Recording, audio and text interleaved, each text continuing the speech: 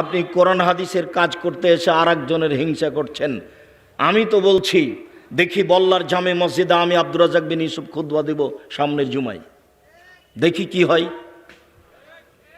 90 সাল থেকে বক্তব্য দিচ্ছি বেটা, কোনোদিন কোরআন হাদিসের বাইরে কথা বলিনি।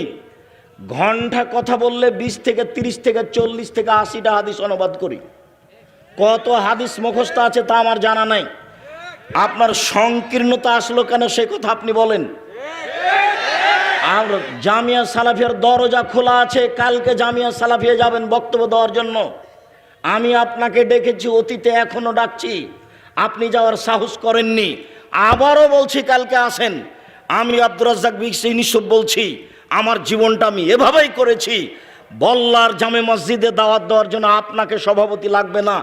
এই গ্রামের যে ভ্যান চালক সে খালি বলবে আমাকে, আব্দুর রাজ্জাক বিন ইউসুফ আপনি বল্লার জামে মসজিদে খুতবা দিবেন। আমি আচ্ছা ঠিক আছে। ভ্যান চালক বললেই হবে, বল্লাবাসী যেন মনে না করে যে আব্দুর রাজ্জাক সাহেব মনে হয় বল্লার জুমা মসজিদে খুতবা দেওয়ার বড় স্বাদ, তাহলে বড় কিছু হয়ে যাবে। জি না, এরকম মসজিদ আমি হিসাবে রাখি না। বাইতুল হাম জামে মসজিদ যেটা রাজশাহীতে গড়েছে তারা 10 কোটি টাকা খরচ হয়ে গেছে। আরে আমি ফকির, আমি রাজশাহী কচুর পাতার পানি। কচুর পাতা বুঝেন? চাঁপাই নবাবগঞ্জে কচুর পাতার পানি মানে যেই পানি কচুর পাতার উপরে আছে, খালি টলমল টলমল করে পড়ে। আমি হচ্ছি কচুর পাতার পানি, আমার 5 পয়সা দাম নাই। বল্লার জামে মসজিদ কেন?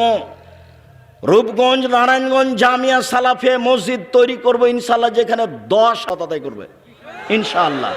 আমি দিন রাত সেই স্বপ্ন দেখছি। বাইতুল হাম জামে মসজিদ জামিয়া সালাফিয়া ডাঙ্গিপাড়া পবা রাজশাহী 3000 মানুষ একসাথে সালাত আদায় করতে পারবে। 90% জমির উপরে মসজিদ। 2 তলার কাজ কমপ্লিট হয়ে গেছে। অনুমান প্রায় 10 কোটি টাকা খরচ হয়েছে। আমি ফকির, আমার একটা টাকাও নাই। আমি বলেছি আমার হাতে টাকা নেই, এ কথা সত্য। এখানে প্রতিষ্ঠান গড়বে, এ কথাই সত্য। অতএব দেশবাসী, আহলে হাদিস, দিনী ভাই বোন, সংকীর্ণতা দূর করে পরস্পরকে ভালোবাসা জানিয়ে সবাই মিলে করেন এবং সহিহ হাদিসের দাওয়াত দেওয়ার চেষ্টা করেন। সবাই সবাইকে ডাকতে শিখেন। আমি আব্দুর রাজ্জাক বিন ইউসুফ আপনার যে কোনো সময় দরজায় ডাক দিলে, ফকির দিয়ে ডাক দিলে চলবে, আপনাকে দিয়ে ডাক দেওয়া লাগবে না। মুচি যদি পাঠিয়ে দেন, বল্লার কোনো মুচি, আব্দুর রাজ্জাক সাহেবকে ডাকার জন্য আমি মুচি পাঠিয়ে দিলাম, খালি বলতে হবে যে হ্যাঁ আমি মুচি এসেছি অমুকের পক্ষ থেকে, আমি চলে যাব। আপনি মনে করেন না যে আমার কিছু দাম আছে, আমার জিরো দাম নাই। জিরোর যদি কিছু দাম থাকে তাও থাকতে পারে। আমি আব্দুর রাজ্জাক বিন ইউসুফ, আমার 0 পয়সা দাম আছে, এটা আমি মনে করি না। আমার কোনো দামই নাই। কেউ যদি প্রমাণ করে দিতে পারে আব্দুর রাজ্জাক সাহেব একদিন টাকা কম দিয়েছিলাম